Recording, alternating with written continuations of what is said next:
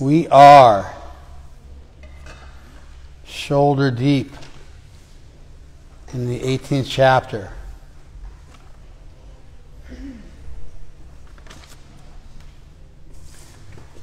Let's focus tonight, make some real progress.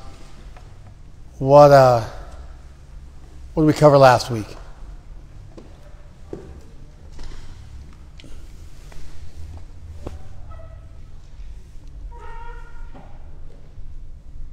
Yeah, Shane. Karma and beyond lead to bhakti, and that you get to either karma or beyond to get to bhakti. All right, we discussed that karma and jnana both lead to bhakti, which is it's a pretty significant thing for Krishna to ratify and, immortalize in a succinct and powerful and unequivocal way that he did, using repetition throughout several verses to emphasize his point, framing the verses in a way where several possible interpretations worked, but all of them led to the same conclusion. Generally, you won't make this kind of an argument unless you're talking to an educated audience.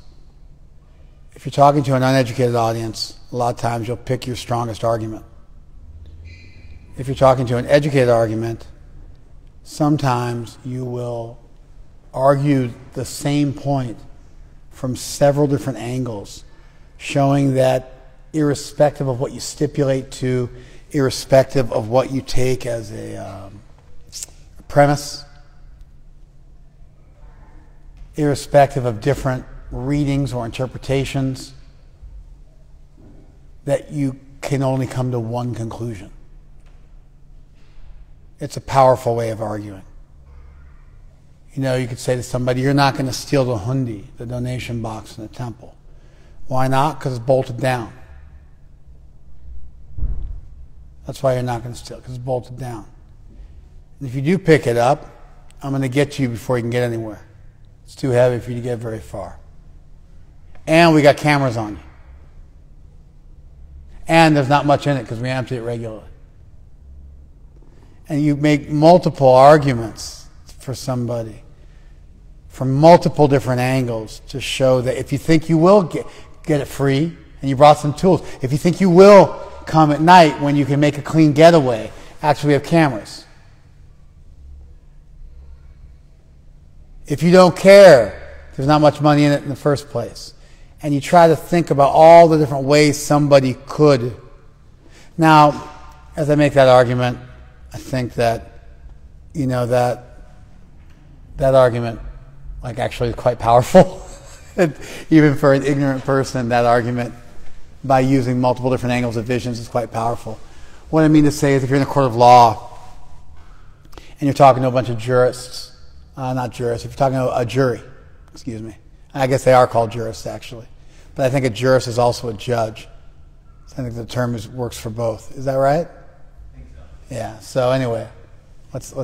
I don't want to get into looking up jurists right now. Can you go tell them to be quiet? Thank you. But if you were in a court and you were talking to a jury, and you might say, I didn't kill my spouse. I wasn't at the scene of the crime. And if I did kill my spouse, it would have been in self-defense because she was abusive or he was abusive. And if I did kill my spouse and it wasn't due to abuse, it wasn't premeditated because there's no indication of premeditation. And if I did kill my spouse and it wasn't because of abuse and it was premeditated, then they didn't conduct their investigation properly and therefore they don't have a case because all the evidence they have against me was garnered illegally. Can you see how such an argument would be problematic to a jury? Now, if you're talking to, a judge or other lawyers or people who are, sharp, they can appreciate the completeness of the various arguments, and any one of them that convinces them is enough. But if you're talking to somebody else, by entertaining other possible arguments, you almost admit guilt, and they start to think, well, why are you giving that argument if you're not guilty? Not understanding that you may give a bunch of arguments, even though you're not guilty, just because they all hold some water, and you want to figure out which one will convince the person. Did you guys follow there? How sometimes you might limit yourself or curtail your arguments when discussing things with a lay person, so they just get one clean, clear message, and you're not guilty of equivocating, or they get a feeling like you're admitting something and or conceding something, and so you stick to only one line of argument. Did you guys follow that? So, Krsna, having, spent some time with us, and I guess to some extent we've earned Krishna's trust at this point. We sat and read the whole Gita, and we've gone through almost 700 verses at this point, whatever, 690 verses, 680 verses, wherever we are. Then he made an argument which in some ways is just clean. Do your karma, and then you'll get perfection, siddha. And then with that perfection, siddha, you can strive for Brahman. And here's how you strive for Brahman. And once you attain Brahman, then you get bhakti. And by that bhakti, from any stage of life you're in, and whatever you might be doing, whatever karma you have, whatever knowledge you have, that bhakti, by my grace, that devotional connection with me, will lead you to perfection. You'll cross over all difficulties. You surrender all your works to me, knowing me to be the supreme. Through knowledge, through works, if you get to this conclusion that Krishna is the summum bonum, that Krishna is the end-all, be-all, then that's enough. That will create an open door, and grace will carry you over all difficulties. It's a clean message, isn't it? Isn't it, Kumi? You spacing out? All right. It's clean, right? That's what Krishna just got done saying. Do your job, but because I'm the origin of all things, while you're doing your job, find some way to think about me and do your duty for me. That'll help you achieve a stage beyond karma. Then you can strive for Brahman, renounce the material world. Then you'll achieve bhakti.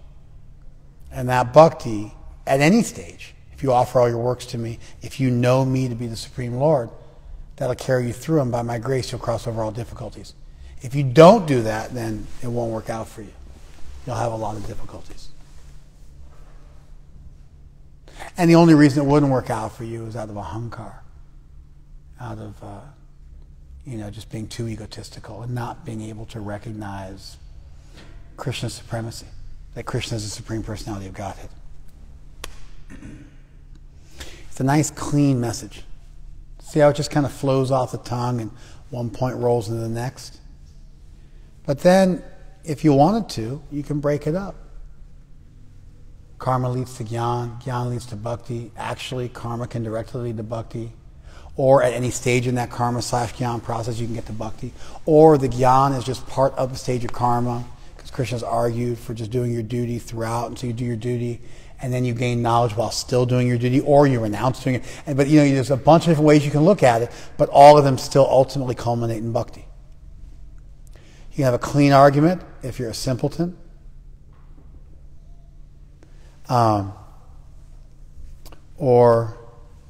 Which is actually the origin of the word simp. The word simps come into vogue in recent years, like in the mid-2010s, the word simps come into vogue. But the word simp has been around since the early 20th century as a short and condensed form of simpleton, which means a foolish, ignorant person. Just like the word gaslighting has come into vogue recently, Madhuri accused me of gaslighting today.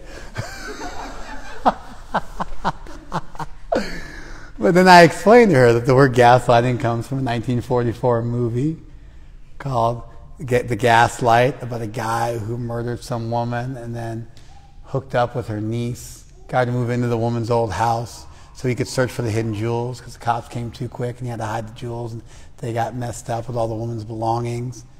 And he was going up in the attic and searching for it, and she would see the gaslight go down because he was up in the attic searching. And so when he would turn on the lights up in the attic, then the gaslight, because there was, there were other outlets, and the gas lights would go down. She started thinking she was crazy because the light was going up and down.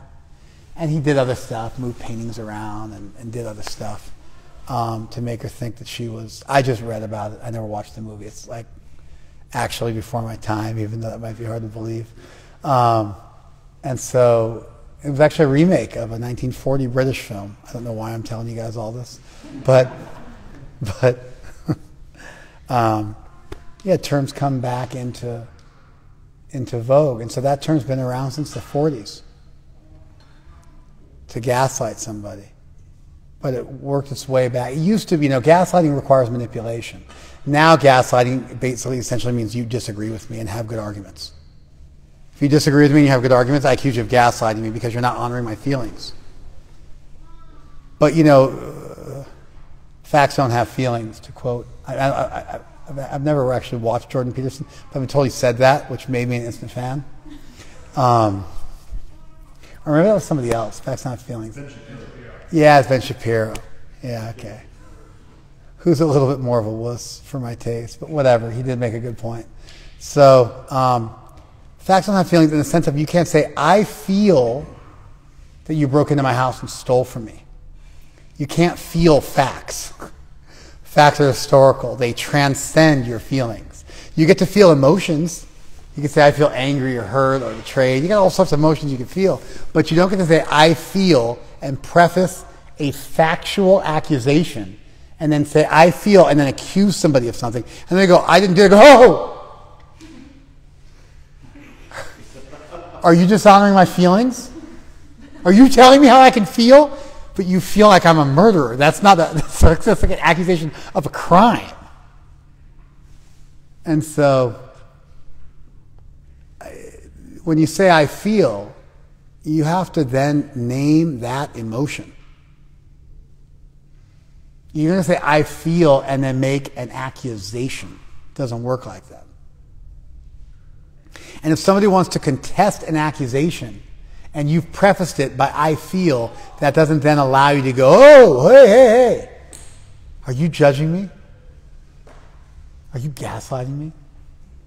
So if you gaslight somebody, you're trying to drive them crazy, and you're manipulating them. It's purposeful. It's deceitful. It's to gain an advantage over them. But disagreeing with somebody does not by itself constitute gaslighting. The term used to be used in a much more narrow sense, but now, since the mid-2010s, the term has gained new popularity, and it gets used whenever somebody's arguing against you and saying something you don't like. You get to accuse them of gaslighting, especially if they're psychoanalyzing you or saying you've done something wrong. Especially if they're in a hegemonic relationship with you, where they're above you and they're telling you did something wrong. Then you get to throw down the gaslighting card. It's like, checkmate. They go, no, do whatever you want to do. Go ahead and crash another car. I don't mind. So anyway, if we are simps in the classical usage of the term,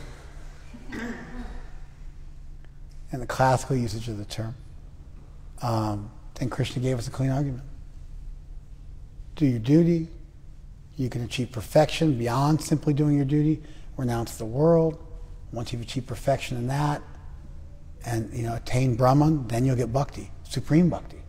By knowing me in truth, by working and offering your works to me, wherever you're at, I'm going to carry you forward by my grace. And if you don't listen to this message, you'll be confounded, irrespective of how many stairs you've built on your stairway to heaven. Or your tower will become a tower of Babel. That's also, when somebody's babbling, that's the Tower of Babel, where all the different human languages were created because of offenses to God, and that's where the word Babel, B-A-B-E-L, which became babbling, B-A-B-B-L-E, I believe.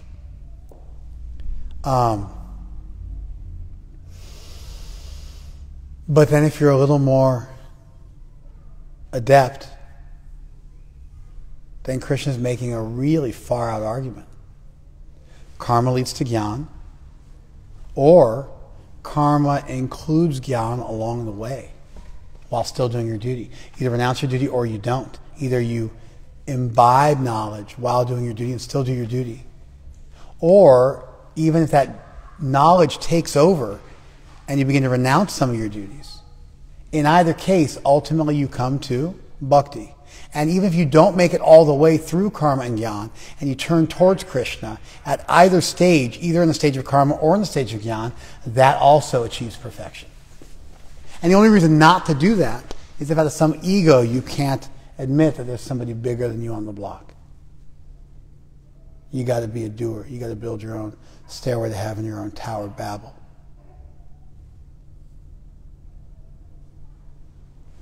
Did you see how Krishna made a clean, simple argument? And also at the same time made a fairly complex, multifaceted argument? And either one of them can be read out of the verses that are there legitimately? You guys see that? That's a really powerful way to end the text. I mean, that's it. Like, that would be enough. If we ended the text right now, the Gita was over on these verses that we just covered, I'd be like, wow, what an amazing book. But we've still got another, 20 verses to go, which is exciting. And I think, you could say, you're going to see what Krishna does here. Let's finish, let's work on the second half of, or let's just do 58 one more time.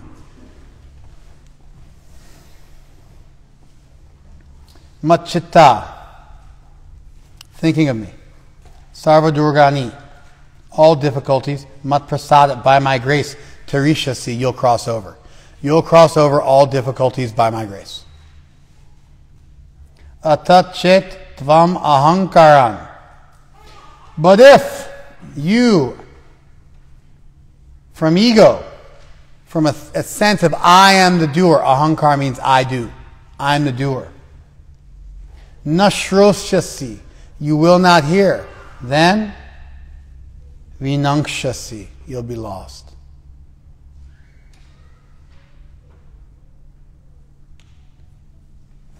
Okay? We read that last week. That's what we finished on, right? Let's hear the next verse. Yat ahankaram ashritya, taking shelter of that ego, that I am the doer-ness. Na yotsya iti manyate. You think I shall not fight. Na yotsya means I shall not fight. Yotsya means I shall fight. Na yotsya, I shall not fight. Iti is like quotation marks around it. Manyate. If manyase, it's in the second person. If you think, Krishna's talking to you. You think, I shall not fight. By the way, that light there is meant for this, so I can see easily. Not now. I don't know why they didn't do it, but he got that for me so that I wouldn't have to do this. And it's even, I think it charges itself, so it doesn't have to be plugged in. It charges itself, so it doesn't have to be plugged in. So you're lame. And he's cool. How you like them apples? So, manyase, you think. What do you think? Na yotsya. I won't fight. If you think that, out of ego, taking shelter of your own ego, mityaisha, vyavyasayaste. Prakritis tvam niyoksyati. You will be yoked by your own nature, and your resolve will prove false. your resolve will prove false.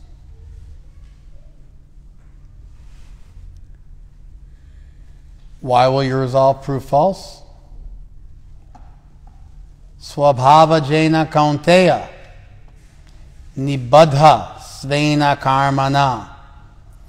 Bound by your own karma, born of your nature.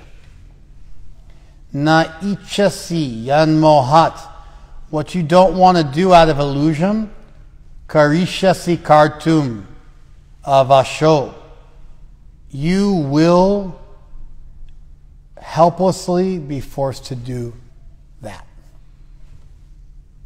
Vitat. You will be helplessly forced to do that which you don't want to do out of illusion.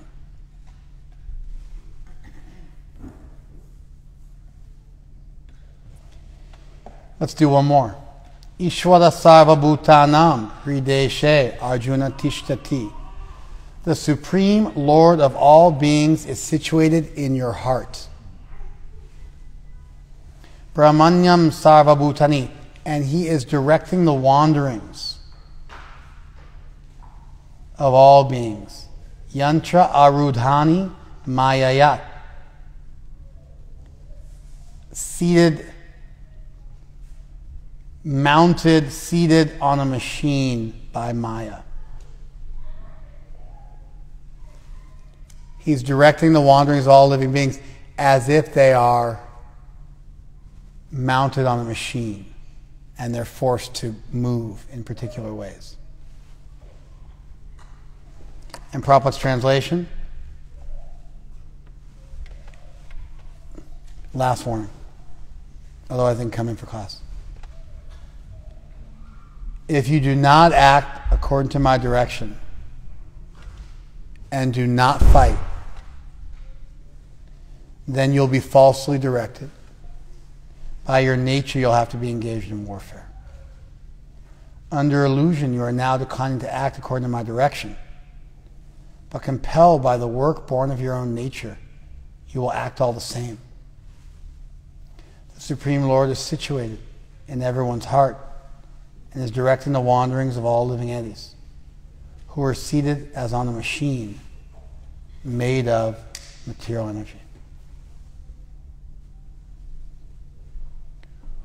Why is Krishna speaking these verses? What are the problems with these verses? How are they connected to the preceding verses? What's the value in explaining this? Why is Krishna speaking these verses? What is the value in them?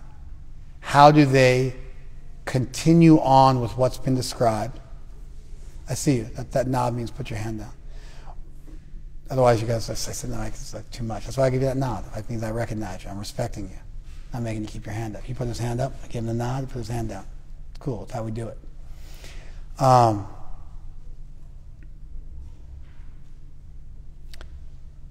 What's the value of these verses? How do they follow the last verses we just read? Specifically the last one we read that we started class on. What are the problems with these verses? How do they add to the discussion? These are the kind of questions we should all be able to answer, because we've taken the time to really look at the verses, exactly what they're saying.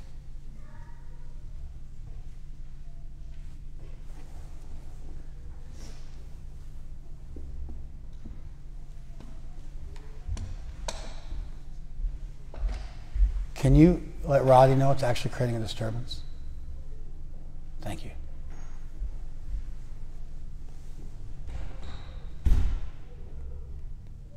Okay. Was that your kids? Oh, are your kids out there? Come on, man. Regulate. I can.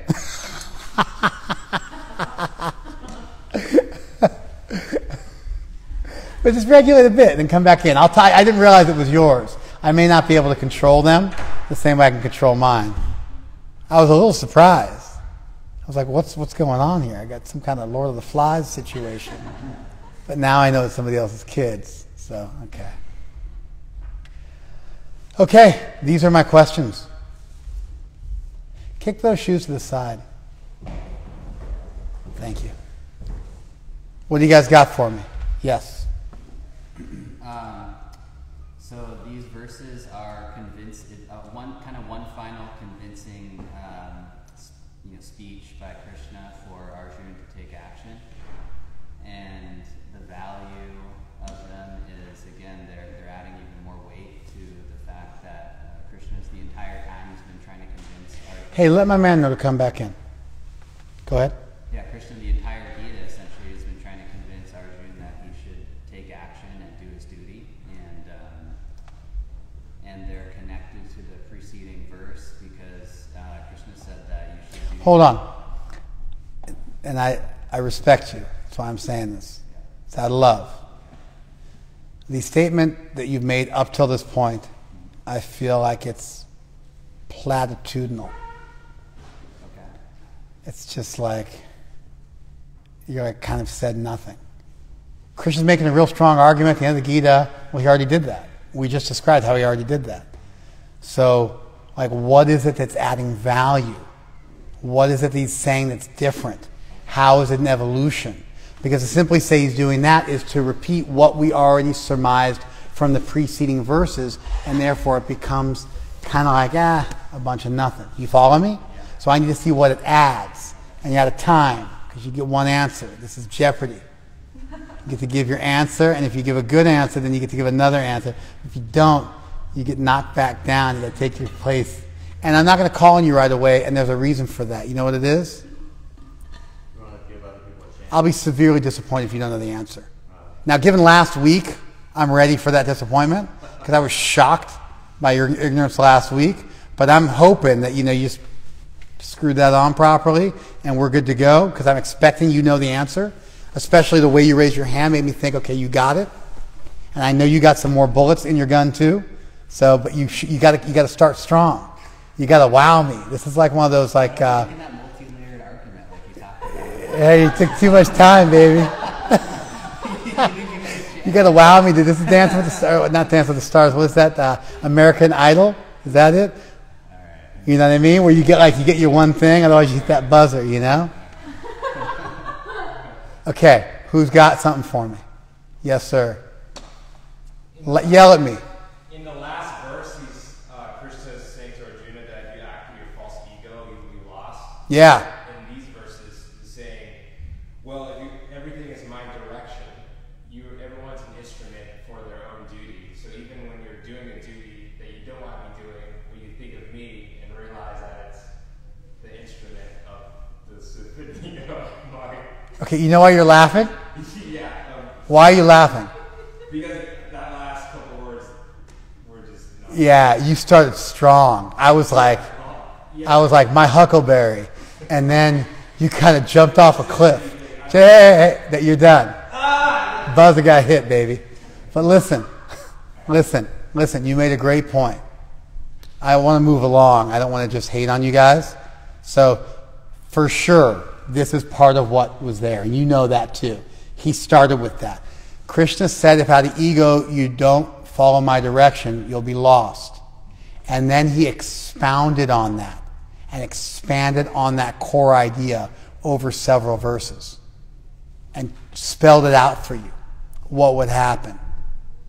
That's powerful. That's a really nice linkage. He used the word ahankar, and then the next verse he said out of that ahankar. And so he's clearly continuing with that theme, and he's now not describing what you should do, but describing what you should not do. Rules and regulations, do's and do nots, rights and wrongs. It's a very, very serious truth, whole truth, and nothing but the truth. It's a very powerful way of arguing. You say what something is, you say what something is not. And you cover all bases, and you arrive at a very clean definition. So that's part of what Krishna's doing. And this is a classic feature of Vedic texts in general. A classic feature of Vedic texts in general is they will make a positive and a negative argument for the same point. Remember how last week I did that whole thing where I asked you a simple question? 2 + 2 = 4. Therefore, 4. Thank you. Appreciate that. You see that? I tried to do that with you guys. The reason was I thought we were going to get to these verses, and I would be able to point out to you how Krishna makes a positive and a negative argument. And we need to learn an argument well enough that we can break it down and do it negatively and do the vice versa version. And that's one way to make sure you've understood the argument, because you can say it backwards and forwards. You know how you can tell somebody's lying? Ask them to tell their story backwards. Classic interrogation technique. Don't ask them why I know that. But everybody practices their lies forward. So you start to pick through the story and make him go backwards. Maybe not even the whole story backwards, but you just start asking questions and you watch them fumble. But if you own it, if it's your story, you can go backwards, forwards, upside down, right in the middle, jump around, wherever you want to go, we can discuss it. Because it's the truth. And so when you understand fully an argument, when you fully understood an argument, then the result of that is that you can reverse it. If you got 2 and you got another 2, what do you got? Oh, you got 4. Then 4 is 2 plus 2. And if you got 4 and you subtract 2, then you'll have 2 left. And if I got 3 apples and I had 1 apple, then I'll have 4 apples. If I got 4 apples and I take 2 away, I'll have 2. And you know backwards and forwards.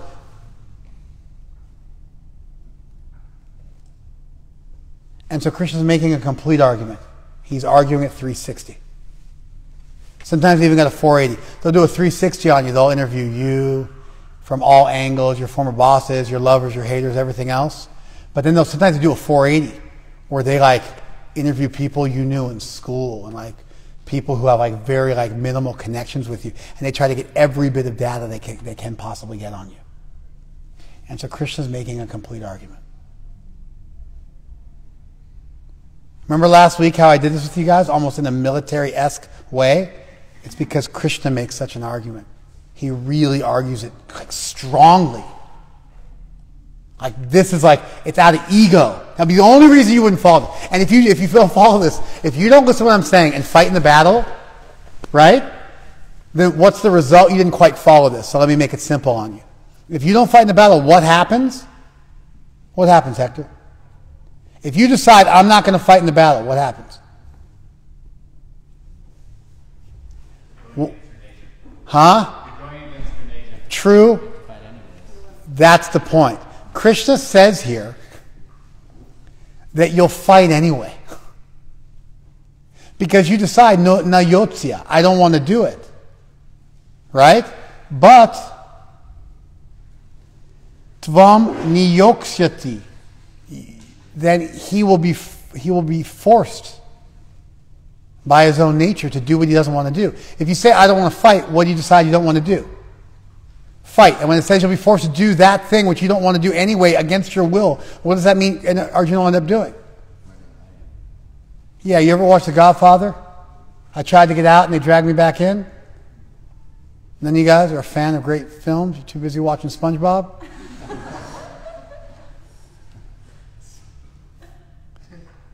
They sent me some SpongeBob screenshots the other day, as if I was supposed to understand that referent, and I was like, I don't know this referent. And then they were like, I'm this one and I'm that one. And I was just like, please stop. I find the images repulsive, and as you start to tell me which one you are, it doesn't help me at all. Except for the orange guy's kind of pear-shaped. Looks like he needs to lose some weight.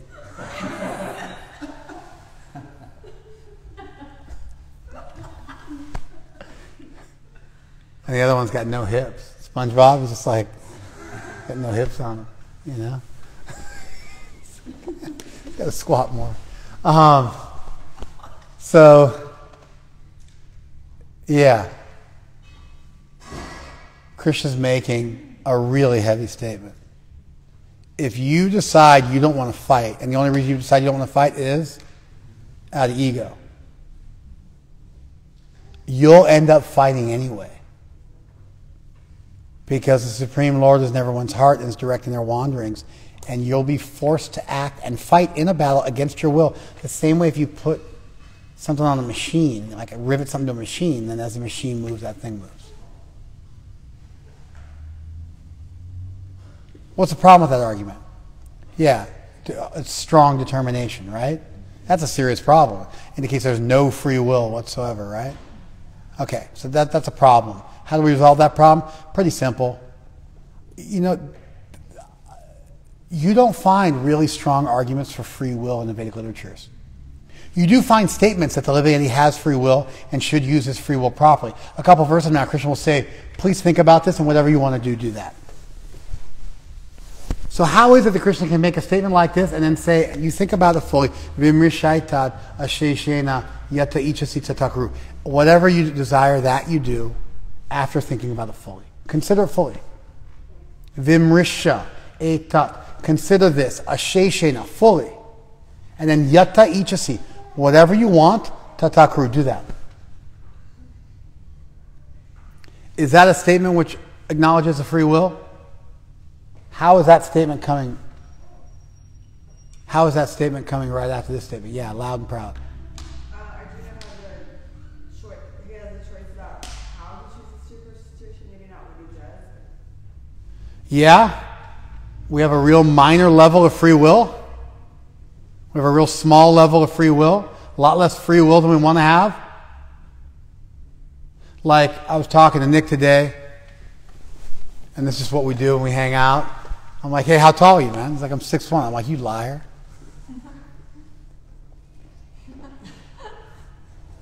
I'm 6'3", and you're shorter than me. He's like, no, I'm not. I'm like, yes, you are. Let's go get a mirror and look. And we went to a mirror, and he was like, and I calculated his little hair. He had a little hair on me. But he was still, even not considering his hair, he was just like a tiny little bit taller than me. I was like, geez, you are 6'1". He's like, yeah, I'm 6'1". I'm like, why do I just feel like you're smaller than me? It's like, oh, my eyes are small, like lower than yours. And I'm like, oh, yeah, that's what it is. Like, I got a big forehead. I'm like, you do. You got a low brow, like a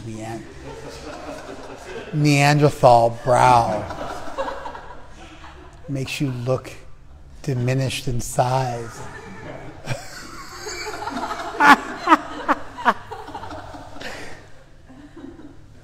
And let's say Nick decides, like, yeah, my brow sucks. Like, I wish I had like a higher brow, right? I think like even like a plastic surgeon would have a tough time. That's some like shaving down your cranium. That's like no joke. You know what I mean? And maybe they can shave down your mandible or something like that. That's probably pretty severe as well. But I mean, shaving down like this, that's like, whoa. It's like, I don't think they've gotten there yet. That's like some, like some Boba Fett level stuff going on there. If you guys got that reference. But anyway. So, yeah, I don't think they can do that mod just yet. So, my guy Nick, he's 6'1". That's pretty cool. Right? All you diminished in height people. Basically, anybody who's not 6'1", right? Then we all, right? We can't make ourselves. I mean, I guess you could wear like heels. So you see men wearing heels. I don't know what that's all about, but or we could use lifts in your shoes. Put lifts in your shoes. Guys do that. And I mean, I think if I was short enough, I'd probably be considering that.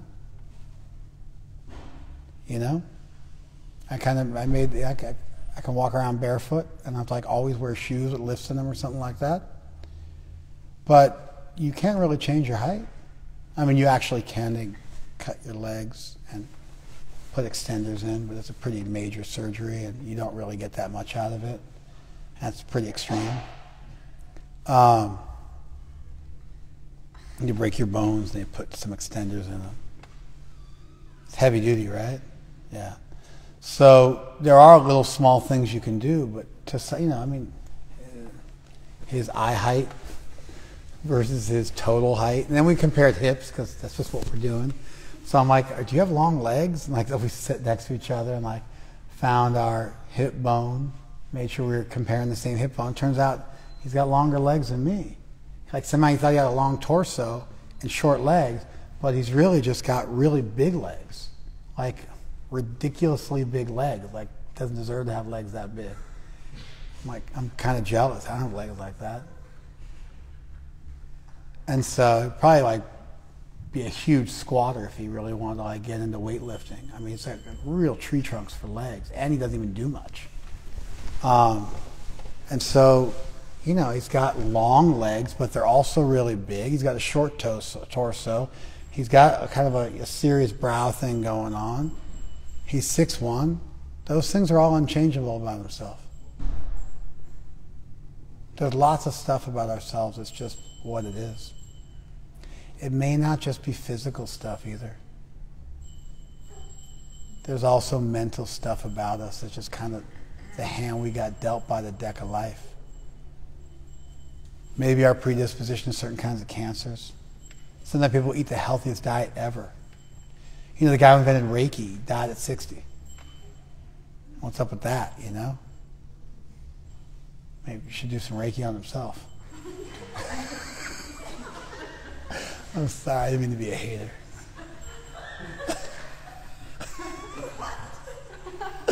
Doctor, heal thyself. You know, it's like...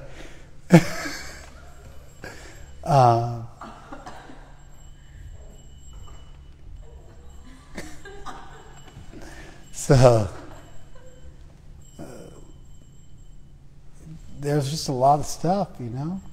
Our genetics, our predisposition to certain things, our likes and dislikes, what we're attracted to, what we're repulsed by. That stuff's not all just tabula rasa. It's not just a blank slate. A lot of stuff is cut into your DNA. It's a gift from mommy and daddy. There is some epigenetics, how things manifest, but it's not merely that. Environmental influences only account for 20% of serious depression. 50% of it's genetics. The epigenetics would be affected by the 20%, your environmental influences. 30% you can deal with. But 50% is actually just totally out of your control. You got dealt different brain chemistry than other people. Wrap your head around that.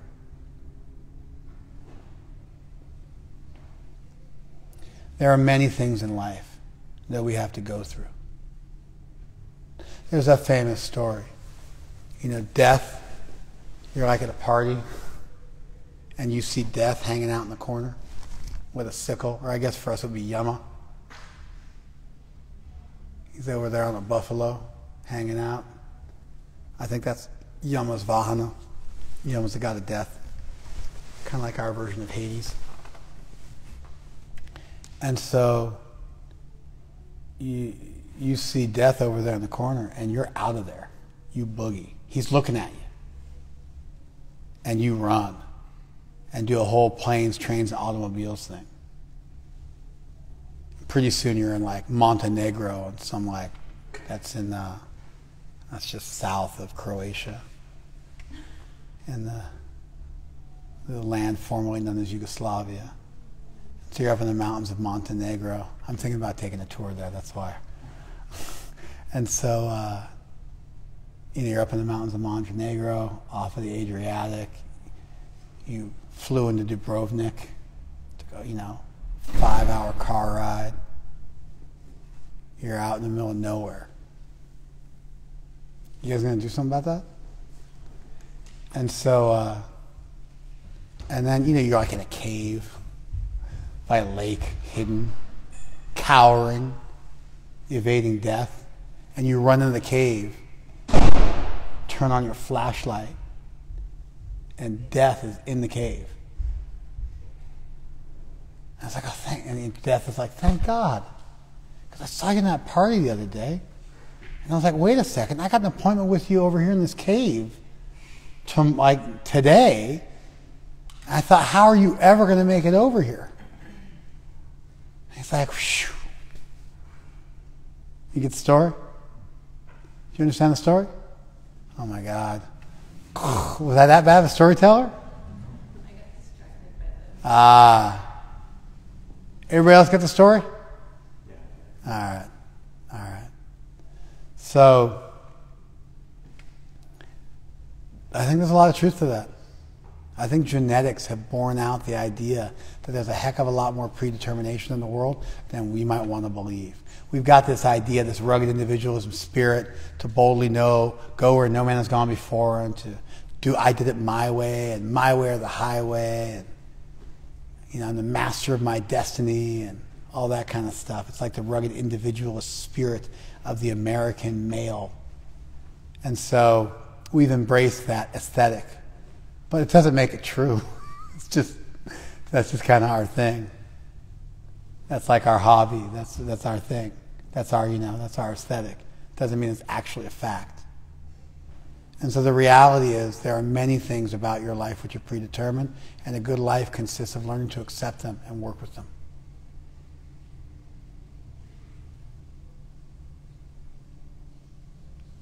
You ever see Yoda? Yeah, I'm going there.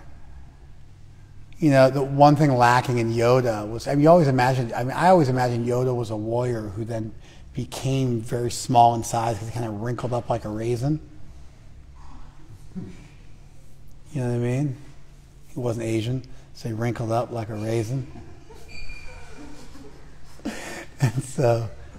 And then he, over like 50,000 years, he became that little tiny guy, right? I thought that was cool.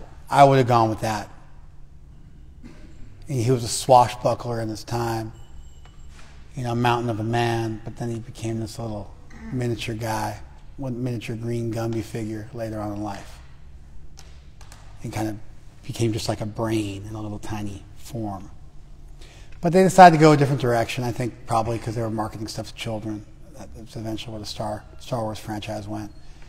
But in the new season 4, episode 4, which was a precursor to the first 3, if you guys know Star Wars and how it actually went, Yoda fights.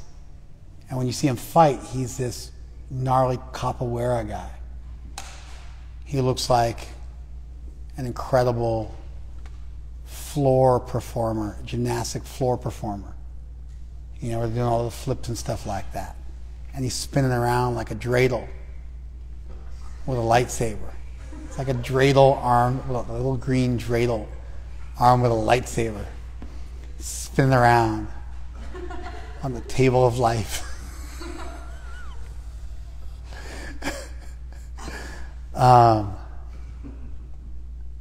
If you know, you know. So, it's not like he got to grow and become a big guy. That was his thing. And he had to work with it. And become gifted like that. You meet people like they lose their legs and then they're running a marathon. They gotta get funky with it. They're on a sled, or they got some prosthetic legs, or they're running the marathon on their hands. They got to adjust. And so a lot of the things in life that we experience are things we have to go through. And if you run from them, you'll just find yourself winding up right where you left over and over and over again until you deal with it. Like, why do I keep meeting my mother? Why are all my girlfriends like my mom? It's like, because you got mommy issues, bro. That's why. You should deal with that. Stop running from it. Krishna's making, it's a gambit. You guys know what a gambit is? A gambit it's from gambetto, Italian, 17th century. I looked it up before class. I had this thought before class, so I looked it up. I'm not just breaking that stuff out from nowhere. Everything else I said, I just figured out on the spot, but that one was and so it means to trip. Gamba, your legs. Look at the gams on that person. Gams it's kind of an archaic mid-20th century term for legs, usually used by hound dog-esque men who are marveling at some woman's long legs. They'll say, look at the gams on that girl. course, I would say, like, look at the gams on you. I'm a fan. That's from gamba, which is leg, gambetto, to trip. And so a gambit is a risky opening move in chess, but it's acquired a wider usage. I believe the origin of the term was from chess, but it's acquired a wider usage. It's when you take a risk to try to gain an advantage. So a gambit in chess is you make a move, you sacrifice a piece, but by them taking that piece, they mess up their defenses and they open some avenues for you to eventually win the game. So a gambit's a risk. Like there's like Pascal's gambit, also sometimes called Pascal's wager, where he says, you know, if God doesn't exist, who cares? You believe in God, he doesn't exist, no harm, no foul, you live a better life. If God does exist, you go to heaven forever. If God does exist and you don't believe in him, you go to hell. And so it's like, use a little game theory, weight the decisions properly, and like, let's go with the believe in God one because it doesn't cost you a whole lot and the rewards are big. It's like a decent lottery ticket. It's not that big of an expense. Go for it. And he's saying, like, you know, weight your decision, weight the cost to benefit ratio. It's called Pascal's gambit. Krishna's making a gambit here. He's making an aggressive argument. He's saying, listen, from any angle, bhakti is the highest. And from any angle, you're going to have to do your duty, which has been directed by me in life. That is what you're put on this earth to do. Find out what you were put here to do, and then do it. Don't run from it. This is it's a real powerful standard message in Vedic literature. In a lot of ways, it's the cornerstone of many, many schools of Indian thought. It's linked to the cornerstone of almost every Indian school of thought, which is the idea that you're not the body, that there's something bigger going on, and therefore while you have this body, use it properly. Use the tools you've been given. Use the car you've been given. Go somewhere with it.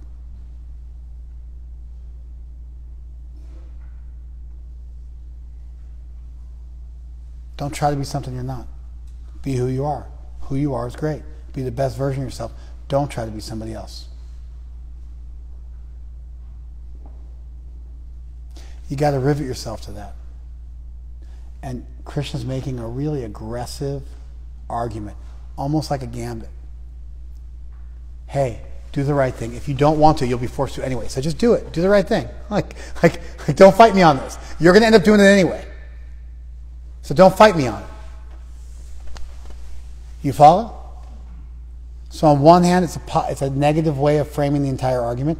On the other way, it's a gambit. Now, what's the gambit risk? Oh, he's like saying it's predetermined. Not really. Here's the thing.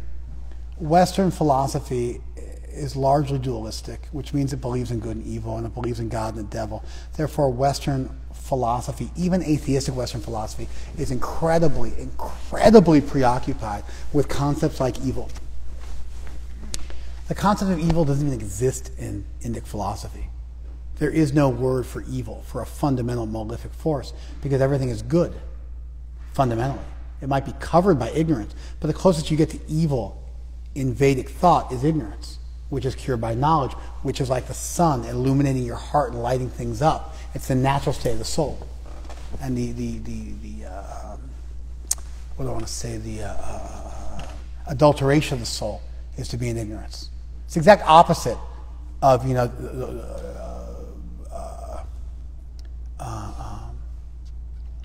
Augustinian theodicy, that Adam and Eve messed up and everybody's born in sin.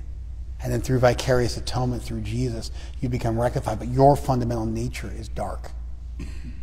You're broken, fundamentally. It's the exact opposite world. Your fundamental nature is good, and you just have to discover that, wash that off, clean that up, distill it, and you'll see that you are made of light. You are made of goodness.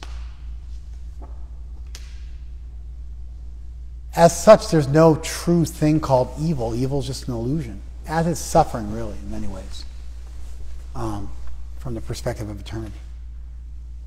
And so you find this incredible preoccupation with suffering and evil in Western thought that's just not there in Vedic thought. And because that preoccupation isn't there, Krishna can make radical statements like, I'm in charge of everything, you got to do what I say, otherwise you're going to be forced to do it anyway, and then turn right around 3 verses later, literally, and say, 2 verses later, and say, hey, I've said everything I had to say to you.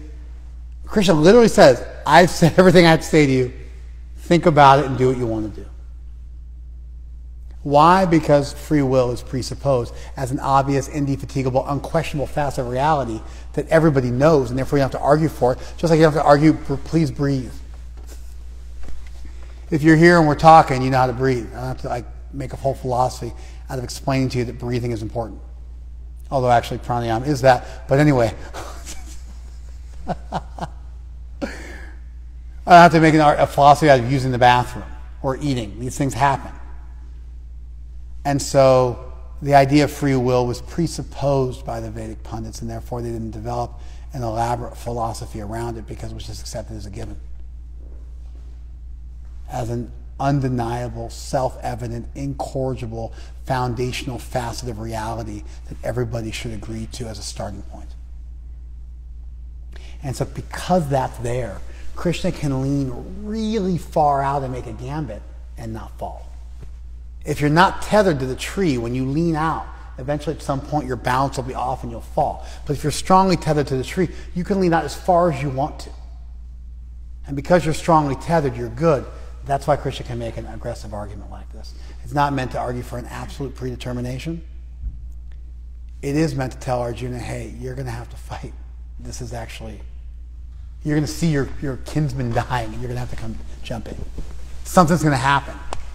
This is your path. This is what you have to do in this lifetime. It's a teleological worldview.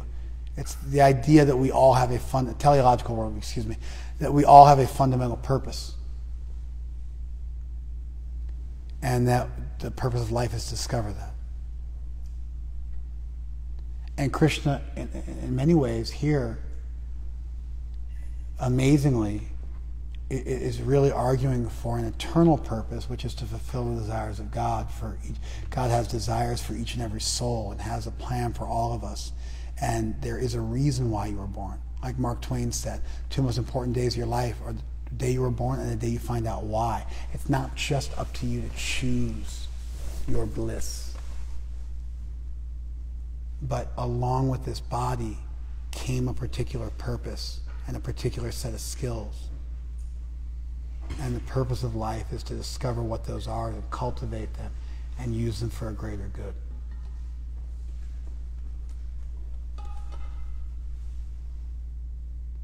So what's Krishna doing here? He's flipping it. 4 is 2 plus 2. Here's the positive argument. Here's the negative argument. He's making a gambit and getting really aggressive. How can he do so? Because he's automatically tethered, he's strongly tethered to the idea of free will, as evidenced by what comes up in just a couple verses anyway. And he's taking a chance. He's really trying to break out all the stops and argue in a multifaceted way to convince Arjuna, just do it. Just surrender. Just fight.